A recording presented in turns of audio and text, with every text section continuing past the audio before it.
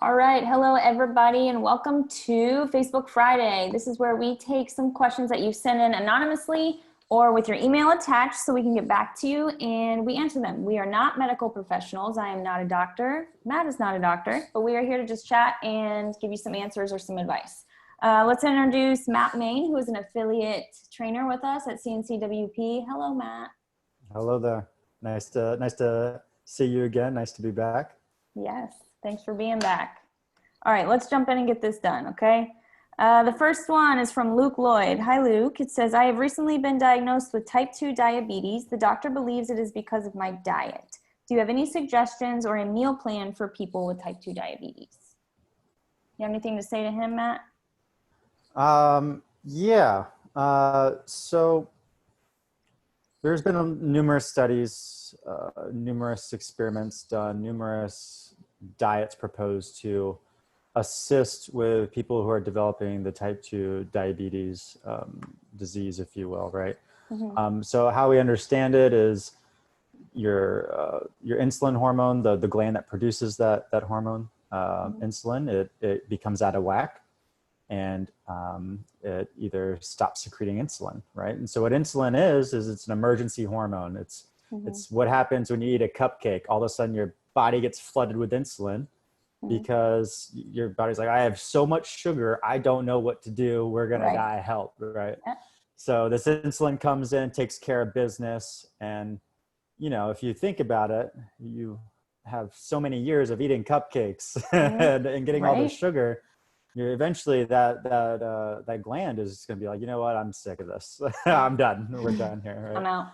So yeah, so that to give like a general breakdown of how that can be developed, right?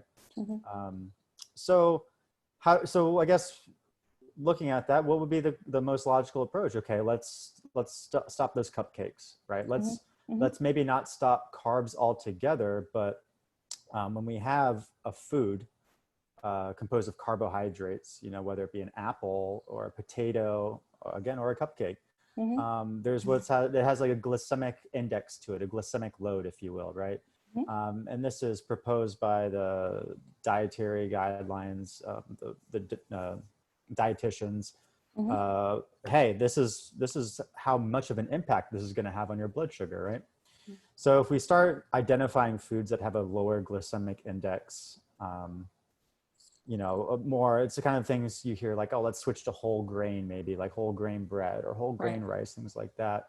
That gives you the ability to still enjoy carbs, but however, we're making more conscious, mindful decisions about, hey, let's maybe stay away from sugar loaded carbs, or, it's kind of redundant to say sugar loaded carbs, but high impact carbs, we will, maybe instead of the cupcake, we have the brown rice, Well, and quick release too.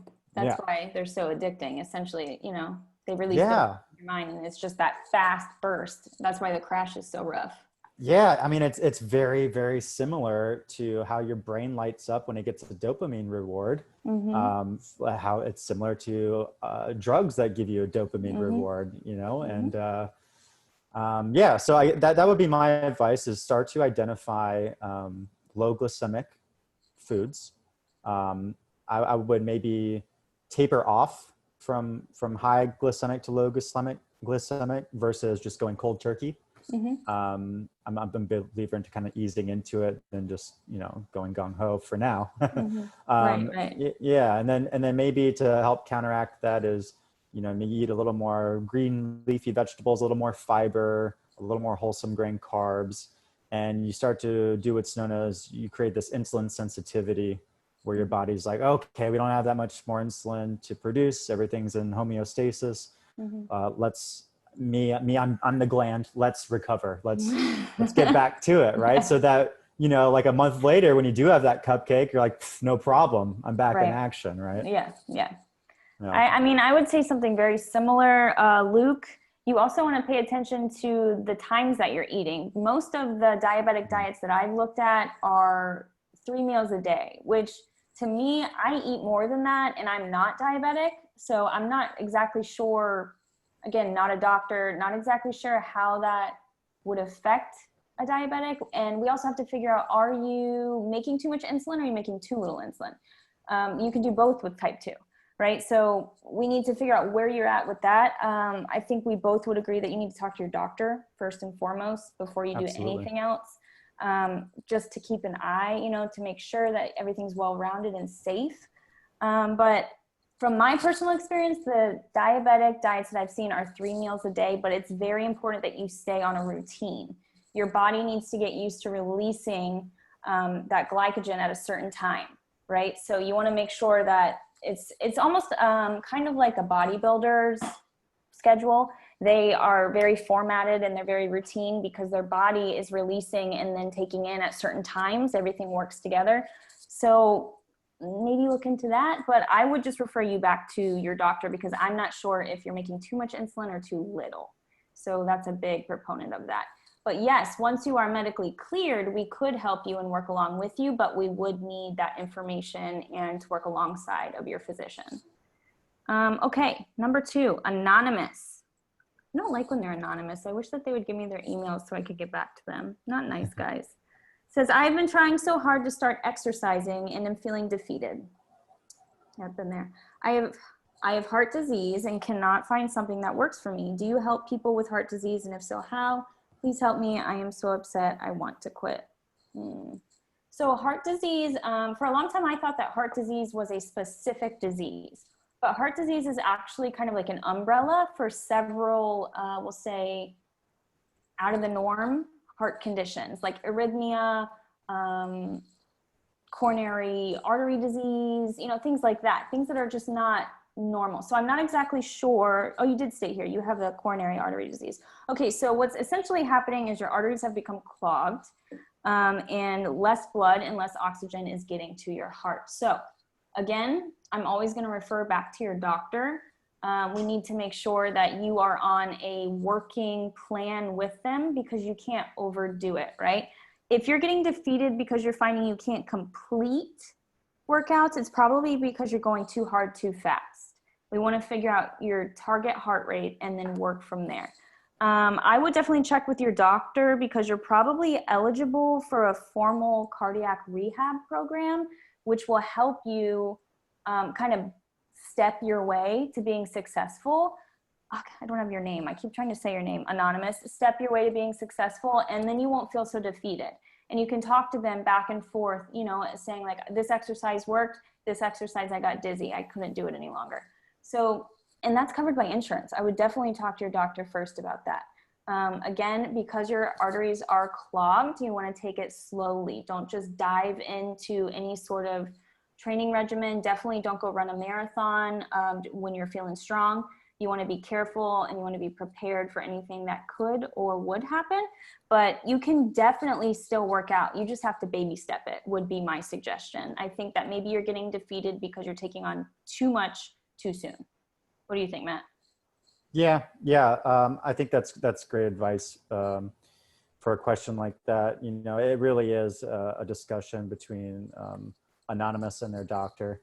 Yeah. But I think one additional thing is, you know, I guess maybe depending on that outcome, investing in some type of heart rate monitor, you know, like a wearable fitness monitor, so that, you know, in the scenario that you're clear to work out and you're wondering what type of workouts to do, you know, you would maybe stay in a target heart range, you know, maybe you're clear to only stay in a 50 to 60% of your max heart rate, or maybe up to 70, 80 or something like that, depending. But at least having that heart rate monitor gives you some type of feedback to know how to structure your workouts, you know. So if you maybe, I know for me, my heart rate goes well past a fat burning zone when I run because I'm a terrible runner.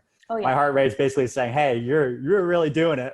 Yeah, it's scary. So, I try to avoid looking at my watch. So I was going to say most smart watches, if you do have any sort of heart condition, for anybody that would listen to this, I would definitely, like Matt's saying, get some sort of monitor. But majority of the smart watches, they're very beneficial because all of the info goes right to the app on your phone, and you have that history to show your doctor. Like if you have, you know, some sort of incident, maybe you're at the gym, they can see your readings and see what was happening, you know? So I would definitely back that up.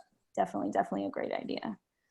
Oh, also another thing I just thought of is that there's this very like 3-step, very basic assessment for when you're working out. If you have any sort of cardiac issues, if you can talk while you're working out, you're in the perfect zone. If you can sing while you're working out, you're not working hard enough. And if you cannot talk, you're working too hard. I think that's kind of basic and kind of general, because I can't talk when I'm working out sometimes. So I'm not sure if I would go with that, but I did see that on the USDA's website. So it's just something to put in your pocket. Okay, Sandra, not sure. Says, hi Jade, I am moderately active. I'm a woman in my 40s. I'm looking for a way to better stick to my workout regimen. I'm not sure if it's age or not, but I get extremely sore, which fatigues me, and I can't even think of working out. How do people hit the gym regularly while being sore? What do you think, Matt? Yeah, short answer, you don't. You know, there's, I think a lot of people have in their head they need to work out every day. Yeah. And if you're doing maybe like CrossFit style workouts every day, you know, and you're not 20 years old, I don't think it's realistic. You know, even myself, I've dialed back a little bit on how many on days I have where I'm going like what I would consider elite for myself. Right. Mm-hmm. You know, I'm in my 30s now. So, you know, I've noticed that, okay, well, maybe I can't go hard 5 days straight right. like I was, you know, an athlete. And that's okay, because guess what? I enjoy a lovely recovery day. It's fantastic. And I make sure to accompany with that, I make sure that my diet's on point. You know, if you are stressing yourself out in the gym with these workouts, I think a couple of things, I would make sure you're programming your workouts correctly. So you have a couple light days, a couple heavy days, maybe one intense day per week. You know, if you're not an athlete, what are you doing having 8, intense days all the time? Yeah. So I would look at your workout structuring, and to go back to the wearable fitness tracker, having a heart rate monitor can tell you how much output you're doing during a workout, you know, versus lifting weights versus running versus whatever. Yeah. I would start experimenting with your recovery days, you know, maybe not just having a Sunday only, maybe having as needed. So if you feel too sore to go to the gym, you just don't go, instead of having this like, oh, I'm just going to push myself. Sometimes it's your body saying, no, please just let us stay in bed today. So yeah, workout programming, capitalizing on recovery days, and then making sure you're getting enough fuel for what you're doing. Right. So, you know, if you're on maybe a carbohydrate style diet and you're doing weights as well, make sure you're getting enough carbohydrates, enough protein, some healthy fats in there. You're drinking water. That's huge. Water, definitely. Yeah, absolutely. But you can only work out intensely for so long before the father time rears its head, and it's like, okay, now my right knee is acting up. I'm gonna take the day off. Take the day off. Okay, I promise you're not gonna lose your gains if you take an extra day off during the week and whatnot. Yeah, and I would be really curious to see what it looks like. Sandra, I hope I'm saying your name right and that's not annoying you, or Sandra. You know, are you training for something in particular?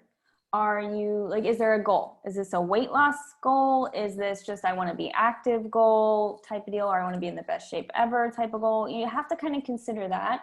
And let's say that you're doing everything beautifully, like Matt said. You're listening to your body, you're drinking your water, you're going to the gym, it's programmed, set out, you're switching it up, you know, you're not doing the same thing every day, and you're eating well, and that's still, that fatigue or that soreness is still happening. There's something called DOMS, which is delayed onset muscle soreness. That's what everybody feels after a really rough leg day, where you walk like a baby giraffe, essentially. And it happens 24 to 72 hours after your workout. So there's this myth, I'm just gonna nerd out about lactic acid really quick. There's this myth that lactic acid builds up in your muscles and that's what makes you sore. That's not what makes you sore. What makes you sore is your muscles actually healing. It's the process of them healing back together that hurts. Because when you work out, you're tearing muscle fibers. Teeny tiny muscle fibers, you're tearing them. That's why we eat our protein, helps a bit, you know, you build right back up. Basics for everybody gym-wise, we know this, right? But the pain comes from when it's recovering, essentially. That's why you're not sore right after you do 10 curls, or right after you do a bench press, right? Like your chest doesn't immediately start like being sore. You probably get a good pump and you might be a little achy, but you're not sore like post-workout sore, right? So what I would say is to look into branched chain amino acids. There's tons of science, there's tons of brands. I won't tell you which one to take or how to take it or when to take it. That's totally on you, but it will help with the recovery process. So what those are essentially the building blocks of protein. And you want to look for essential amino acids because those are the ones your body doesn't make, right? That's why they're essential to us. We need to get them from an outside source. What's great about them is you can take them more than once a day. And you can take them just for focus. I take them in the afternoon just to maintain a work day. You can take them, you know, it's like per dosage on the bottle. Like 2 scoops is just for anytime energy. 3 scoops is for, you know, like legit energy for pre-workout, whatever. So you'll have to kind of gauge that. If you're caffeine sensitive, there's BCAAs without caffeine. There's a lot of room to play there, but they cut down on your recovery time. So like I was saying, if you're doing everything perfectly, which, you know, like what Matt had played out is the perfect scenario. Essentially, you're resting, you're eating, listening to your body. If you're doing that and you're still finding that like, man, I'm just too sore and you think it's related to your age, I would definitely look into BCAAs because it will cut almost in half. For me, it cut my recovery time way down as long as you're drinking it during your workout. Look into that. That might be beneficial. It might help you. I don't know. What do you think about BCAAs, Matt? Yeah, I'm a big fan. I take them pretty regularly before a workout because I'm usually entering those workouts in like a 4 to 5 hour fasted state. I will pull on some memories from my bodybuilder days. And I remember when I was very sore. So bodybuilding, you target specific muscles and you just blast them till they're destroyed and build them up again. I remember taking large doses of vitamin C. Lots and lots of water, making sure I'm doing legit sessions of stretching. That's big. And I would also be taking creatine and glutamine as far if we're going to get into a little more of the sports supplements. So again, this is stuff that's really tailored to how you're working out. And just to circle back on what you said about goals, you know, even professional athletes have an on and off season. Yeah. They're not working. They're not an athlete year round. They're an athlete when it's, you know, August, January, if they're playing football, you know, depending on their season. Right. Yeah. So keep that in mind when you think you need to go hard every day out of the year, because no one does that and survives. Yeah. You're a real human, Sandra. Yeah. Yeah. And you just are. I love her last sentence. How do people hit the gym regularly while being sore?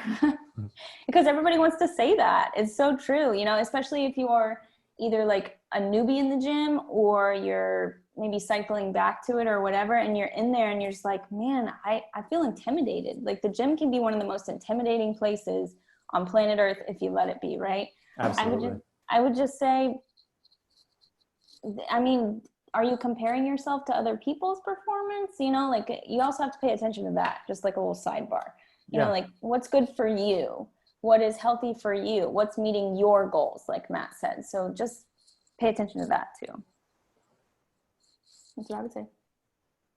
Good? I like it. I We're like good it. on BCAAs? I think Sandra is on their way to the Champions League. Yeah. Oh, and another fun fact, another dorky fact about BCAAs is the amount of them in your bloodstream actually tells your body if you are in a recovery mode or a catabolic mode, which is like a tear down mode, right? So it's very important. Your body makes them naturally, but the essential amino acids you want to get from an outside source, do it. I'm not telling you what brand, I'm just saying get some. Okay, our next one is Jesse Chavez. If this post is not allowed, oh, this should be good. If this post is not allowed, please excuse it. Not sure the stance on sex. Why is my sex drive raised or lowered as a result of how often I work out? I am an endurance runner and eat pretty clean, but cannot figure out why I'm either in go mode or don't even look at me mode. Help.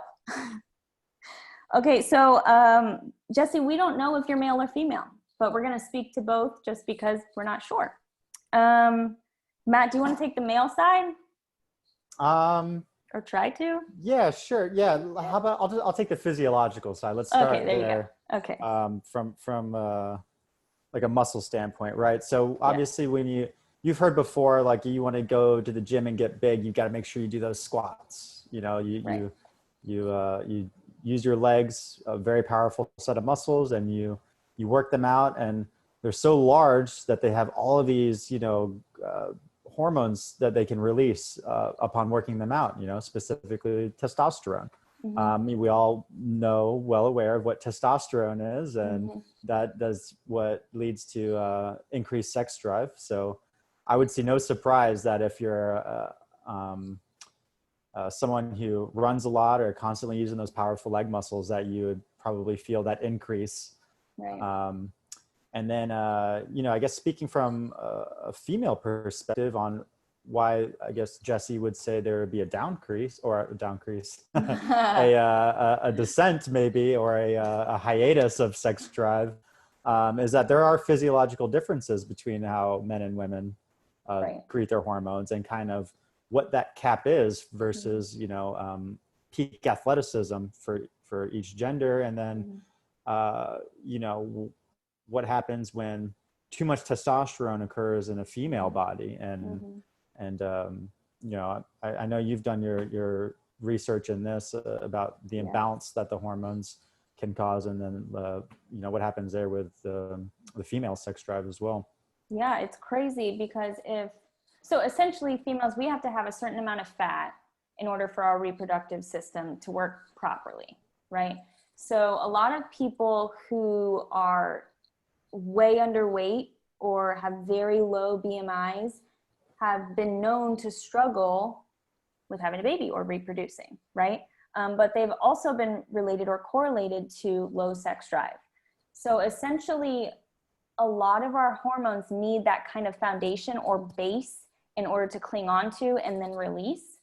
There's a lot of things that could be going on, Jesse. So you said you're an endurance runner. And if you are female, you have to pay attention to a couple different things. I know endurance runners are very, very lean, very, very lean. So we were talking earlier and we kind of equated it to like an Olympic athlete type of deal, very lean, that type of body build. Sorry, I can't even talk tonight. You want to pay attention to your BMI, because if you are losing too much body fat, you could have something called hypopituitarism, which essentially your pituitary gland, I wouldn't say stops working properly, but starts working in a different way. It's essentially fried from its main function. So now it's going to try and, to put it in layman's terms, kind of go around doing the hard work because it's so exhausted. And it lowers your estrogen and your testosterone greatly. So you could be just very fatigued. Your body could be extremely fatigued. You could be depleted. There's so many things that could be happening here. I wish I could give you a more specific answer. But I would definitely also put into token that cardio affects blood flow, and blood flow makes sex happen, right? So if you're finding that on days that you have had a stellar workout, you're ready to go that night, that might be a good, disclaimer. Or if you're finding that after you have a workout, don't come near me, maybe you're training too hard or too often and your body needs more rest. That is definitely a huge proponent. There was a study done, and I don't remember when, but on Olympic trainers, and majority, I think it was like some 63% of Olympic athletes and their trainers, because some of the trainers do the same diet with them. It's crazy. They're so dedicated. Their sex drive was insanely low. They just were like, these people are so savage. They're like, it's worth it. I want to be in the Olympics. Like, I don't care about that right now, but just pay attention to that, because you could be overdoing it. I don't know. I don't have a specific answer for you, Jesse. I wish I did. There could be so many different things happening though. But like Matt said, legs release hormones, sexy time hormones. And yes, I would also like to thank you so much for bringing this up. You don't ever have to feel kind of like embarrassed or weird or shy asking all of the strange questions. We appreciate them here. So thank you for bringing up that topic. That's a really good topic. Yeah. Well, one last thing, maybe consider getting a blood panel. That would be a good way to see where you're at, and then further talk with your doctor about that panel and what the results are, and then go from there. And I wonder who could help you get a blood panel. If only I knew. Shameless. Only I knew. But I wonder. oh my gosh. Okay. What? Interesting. You know. All right, we got one more. Anonymous again. Okay. I want to get super lean and super big. I'm turning 36 and have always been intimidated by guys at the gym. That's real. How should I start? So I'm going to let Matt lead with this, but essentially, Anonymous, what you're looking for is called a lean bulk. Lean bulk, which most men at some point are looking for. So Matt, why don't you start with that one, and then I'll kind of All right. what you got. So lean much, and bulky. Yeah, so much to unpack with that question. I will Good luck. try to stay on track. I think that could be a whole other podcast maybe. I know. Okay, so what do we want to do? We want to get in the gym and we want to lean out and we want to put on some good muscle, right? I'm sorry. I told you I knew I was going to do this, but like I wonder where he's starting from. Where are you starting from, Anonymous? You know what I mean? You said put on some good muscle on that, like. Yeah. Well, so let's do that. I think first let's start. Let's go to the gym. Let's at least start this process, right? And it's like, okay, well, right? So, okay, let's think about it. What's our goal? Our goal is to maybe lean out, or no, not maybe. Our goal is to lean out. Our goal is to put on some muscle. Okay, so we have to understand that is that's a bounce, right? So if your goal was just to put on muscle, I would suggest a very strict bodybuilding routine. If your goal was to just lean out, I would suggest a very high volume cardio routine, right? So you're trying to do both, which means we would want to tailor our fitness to encompass both, right? So maybe something like high intensity interval training mixed with some low intensity interval training, some weights here and there, some cardio here and there. There's so many different ways to structure a workout to achieve the process of leaning out and the process of building muscles. So they're very different metabolic processes. You know, if you're wanting to burn fat, you want to stay in a target heart range, 60 to 70%. And you want to get a lot of logged minutes in that range to really tackle your fat. If you're trying to build muscle, well, now we're trying to, from a bodybuilder's lens, we're trying to target muscle groups and load them with weight, create those micro tears that you were speaking about earlier, Jade, and then we want to repair those, right? Yeah. If we're trying to do it all together, it's possible. It's going to be a slower process versus if you choose one or the other. So that's important to recognize. Yes. So that's a good place to start, is construct a workout program based on your goal. And to be realistic about the time frame of that goal, right? Yeah, that's a very good point. That's what I was going to say. Yeah. And I think that helps. That will help with the intimidation side of the gym as well, because I've been in gyms for years now. I've seen powerlifters, bodybuilders in gyms. I've seen people afraid to stack weights and use the pulley system. I've seen all different sides of it. Everyone has, right? You got to start somewhere. The person that's like has the bench press and it's like stuck on their chest because they thought they put too much, or they did put too much weight. So I guess to build your own confidence, start with your own plan. Go in, have a plan of action. Don't go and be like, oh, today I think I'm just going to do some elliptical, and then maybe I'm going to do this, and then maybe I'm going to do that, and then I'm going to get out of here. Yeah. Cool. Most likely you did not reach your target heart rate. Most likely you were on your phone. Most likely you were just not engaged in your workout. Well, and you're probably just worried about what other people are thinking. Yeah. Your anxiety's out the roof. Right. Which, who cares, because they're not the one that's going to get you that six pack. Right. So what I do, I guess, maybe this will help, is every day before I go to the gym, on my phone, I have a notes section. I'm like, all right, here's today's workout. I've got every set. I've got every rep. I've got every weight, got every exercise. I've got it all logged in there. Then I hit the music on my phone and I go to work. Now I don't take my headphones out to chat a lot, and it's fine if you want to make the gym a social experience, right? But and I do this because this is my goal in the gym, is to do some athletic conditioning, right? So I'm sucking a lot of wind. I'm not trying to talk to a lot of people because I'm catching my breath most of the time. Exactly. Yeah. You know, I'm making sure I'm hitting my heart rates. I already told you my experience with running. So Yeah. if you see me running, I'm in hell. In that point, you're like, please stop me and talk to me. Please Yeah. somebody talk to me. I'm ready to be social. Yeah. Right. So that is one aspect of that question from Anonymous. The other aspect is diet, right? So all of that works if you follow a proper diet. And there's so many out there. So it's like, which one do we pick? Well, Especially for the most complicated, we're just going to let you know, Anonymous, leaning out and bulking at the same time is like Matt said, is definitely doable. But I have noticed that most of the time, like men who are trying to become physically fit or have a goal or whatever, usually either lean out first and then add the muscle, or they just bulk. They don't try and take on both at the same time. So kudos to you, especially if you're very motivated to do it. That's what I was going to throw in there. Yeah. Yeah. And I agree with that, right? It's like, okay, well, if you want to put on muscle as fast as possible, you do bodybuilder style diet and exercise, you know, and then vice versa for the leaning out. And that's to do it as efficient as possible. Like I want to make sure that's what's being highlighted. These are ways to do it as efficient as possible, efficient for your time. So leaning out and building muscle is definitely doable. However, this is a gradual process.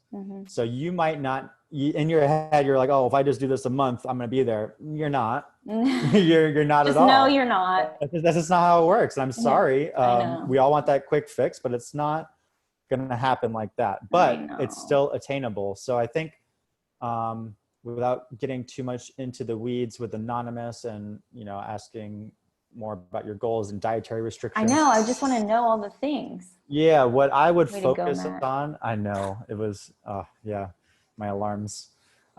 So what I would do is I would focus on a diet that is, you know, wholesome foods. So it's got vegetables, fruits, protein. It's got your, you know, anything like a paleo style diet, right? The big thing about paleo is that it's like all your food comes from the produce section and the butcher. Right. You know, it's not in a box. It's not any of that. So I would start there.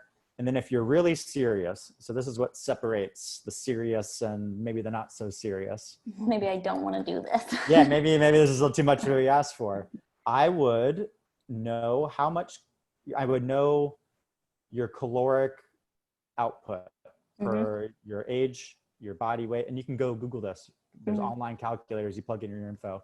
It'll tell you your suggested target heart rate for fat burning. It'll give you suggested calorie needed per day to maintain this weight. And then whatever that is, you know, if you're trying to lean out, I would gradually use that. So let's say your calorie bank is 2,000, right? So if you go over 2,000 calories, you're not losing weight. It's a simple in and out, right? What goes into the system must come out. Right. So if you put in 2,100 calories, you only burn 2,000, that 100 calories still stays in there and gets most likely stored as fat. So I would target a deficit diet, and I would do it gradually, and I wouldn't do anything more than 500 calorie deficit per day, right? So we don't need a crash diet where if it says you're 2,000, you're only eating 1,000, you're like, oh yeah, I'm doing great. No, that is a recipe for disaster. You'll burn out. There's a methodical way to do this. But just know that there's no possible way, scientifically proven. I've studied physics, it just can't happen. It's not a thing. But if you take in more calories than you expend, energy expenditure, then you will never lean out, right? So if you keep your protein up, you keep your calories in a slight deficit, you follow a wholesome food diet. I think it's very realistic to lean out and build muscle. Maybe over the course of 6 months. That's a good time frame. To see some really, really dramatic results. I think 6 months is 6 months of consistency, taking your recovery as needed. I think it's definitely doable. But again, how committed are you going to be to tracking your calories? How committed are you going to be to coming up with a workout plan? You know, it all starts with you. But you get to define that, right? You know, so everything I just talked about, so much information out there to really expand on that more. But yeah, start there. Come up with a plan, exercise and diet, and then press the start button and get to work. And don't break it. Consistency is key. I say it all the time. It's true. Consistency is key. I would definitely, I mean, I agree with everything you say. I think that's pretty much spot on. I just want to focus in on the type of exercises, because if you're talking about leaning out and bulking, like Matt said, probably 6 months, a solid, legit, faithful, loyal 6 months, and you could see some legit results. You want to be paying attention to the type of exercises you're doing too. You don't necessarily just want to do bicep curls all day long, right? So you want to look for things that are called compound lifts, which work more than one big muscle group. So for example, a deadlift or a bench press. So most of the common gym exercises are compound lifts, right? You just want to make sure that you're paying attention, that you're working more than one area. And, you know, like Matt said, watch your calories. You don't want to do too much of a deficit, because remember, you're trying to bulk too. You're trying to lean and bulk. So it's like this crazy mad scientist scenario we have going on here. So just a slight deficit, like Matt had said. Yeah, I'm a big fan of, I call it the big three: squat, deadlift, bench. Yeah. I mean, you can't go wrong with them. Yeah, like you said, I think that the biggest bang for your buck, especially when trying to get strong and pack on muscle. The one thing I will say is, if you don't know how to do that flawlessly, learn. Learn from someone at the gym, personal trainer, videos online. Have someone at the gym take a video of you, you know. And I mean, I know we've been talking about a lot about like gym anxiety, which is good. Maybe we should tackle that at some point. But most gyms nowadays aren't like that. Like if you were to just walk up and ask somebody like, hey, I've never done this, do you think you could show me how to do it? Most people nowadays are gonna be like, yeah, man, like, let's get it. Let me show you how. You know, I don't want to speak for everyone, but in my experience, that's kind of what it's morphing into, and I appreciate that. So Anonymous, I wouldn't be worried about asking somebody how to do it at the gym. You know what I mean? I mean, I know if one thing is true, it's that meatheads love to give advice. So if you ask, they're going to have loads of comments for you. Don't worry. Oh yeah. But true. it's definitely, it can be a very intimidating environment, men, females. Yeah, you know, just remember that the gym is there for you to use as a tool.